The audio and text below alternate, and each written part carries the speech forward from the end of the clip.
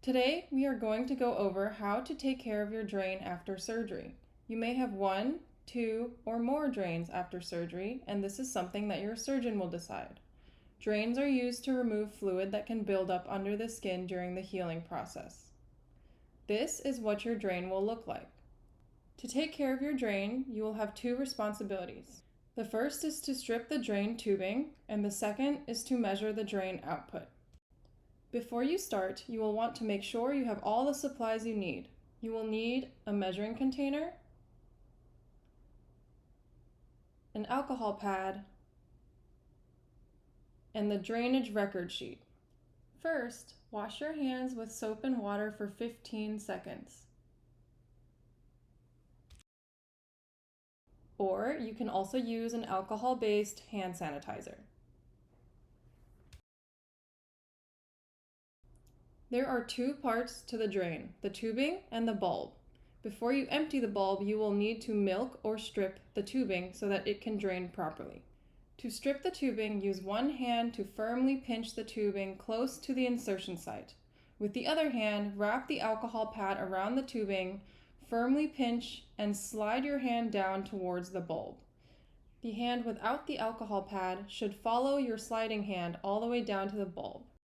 This should move any fluid, tissue, or clots out of the tubing to ensure that your drain is flowing freely.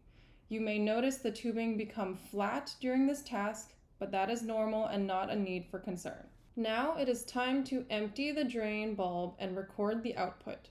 You should empty your drain twice a day unless otherwise directed by your surgeon. To empty the bulb, unplug the stopper from the drain bulb, which will allow it to expand. Then, turn the bulb upside down and squeeze all of its contents into the measuring cup. You should measure your drain output in milliliters or cc's instead of ounces. Over time, the drain fluid may change color, and this is normal.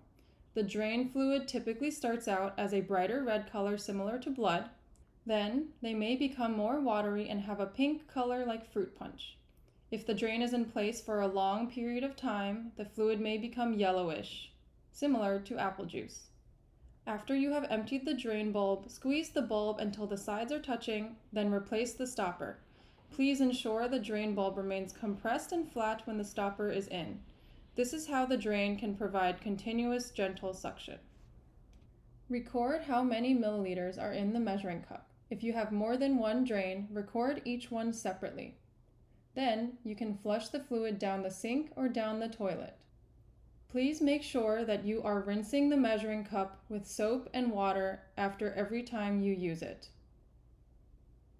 To prevent your drain from falling out, please make sure they are always pinned and never let the drain hang like this. There is a loop at the top of the drain bulb that you can put a safety pin through and fasten it to the waistband of your pants, your abdominal binder, or the bottom of your bra. You can also put it in the pocket of your pants or jacket. If your surgeon has cleared you to shower with your drains, you should pin your drains to a lanyard, a long necklace, a shoestring, a ribbon, or a belt around your waist to keep them from hanging down and falling out. At the end of each day, please add up the total amount of drain output for that day. If you have more than one drain, add up the totals separately. For more information on caring for your drains, please refer to the printed handout materials that you should have received on discharge. If you have any questions regarding your drain care, please reach out to your surgical team. You can call 404-686-8143. You can also call the Emory Aesthetic Center at 404-778-6880. Or you can send us a message on MyChart. We hope you have a smooth recovery, and we thank you for trusting us at Emory with your care.